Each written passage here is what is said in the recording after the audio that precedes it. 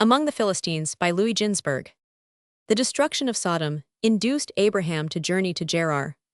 Accustomed to extend hospitality to travelers and wayfarers, he no longer felt comfortable in a district in which all traffic had ceased by reason of the ruined cities.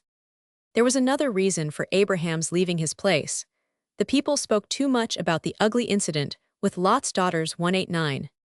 Arrived in the land of the Philistines, he again, as aforetime in Egypt, came to an understanding with Sarah that she was to call herself his sister.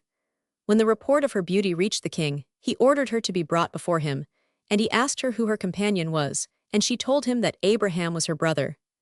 Entranced by her beauty, Abimelech the king took Sarah to wife, and heaped marks of honor upon Abraham in accordance with the just claims of a brother of the queen. Toward evening, before retiring, while he was still seated upon his throne, Abimelech fell into a sleep, and he slept until the morning.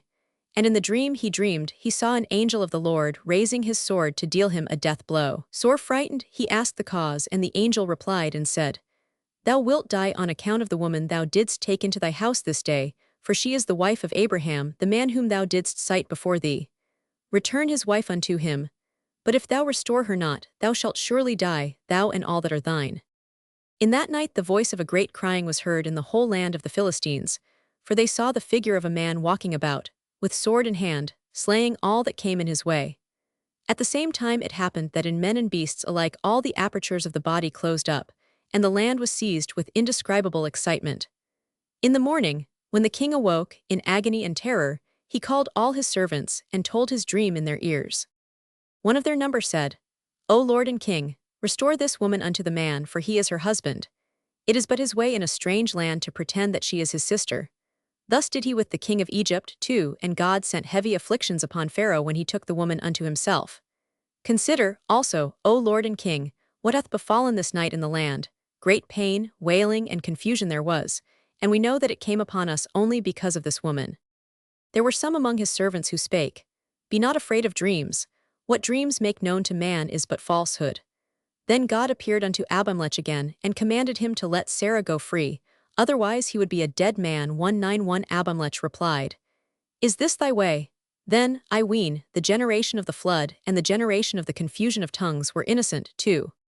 The man himself did say unto me, She is my sister, and even she herself said, He is my brother, and all the people of their household said the same words.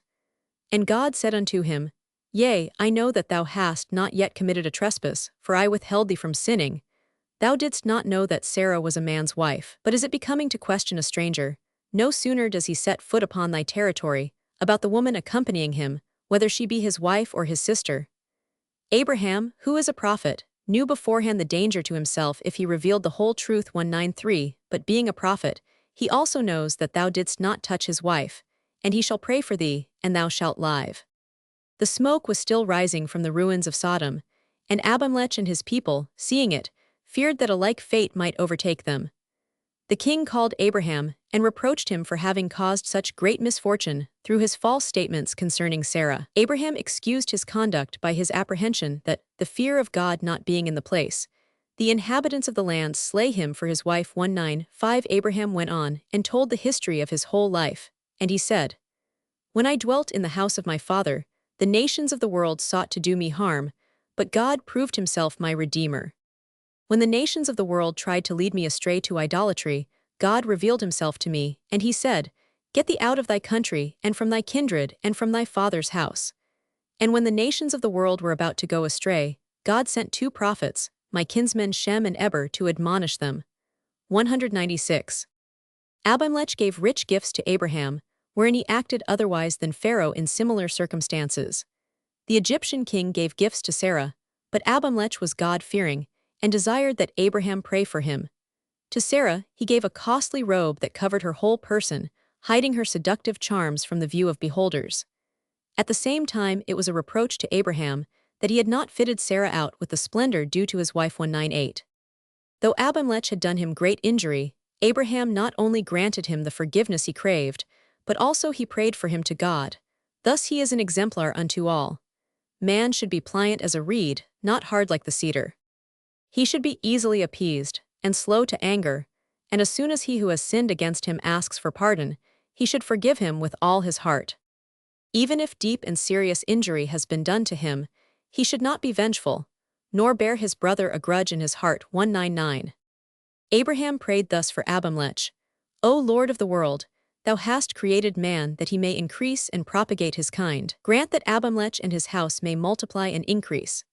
200. God fulfilled Abraham's petition in behalf of Abimelech and his people, and it was the first time it happened in the history of mankind that God fulfilled the prayer of one human being for the benefit of another. 201. Abimelech and his subjects were healed of all their diseases, and so efficacious was the prayer offered by Abraham that the wife of Abimelech, barren hitherto, bore a child. 202.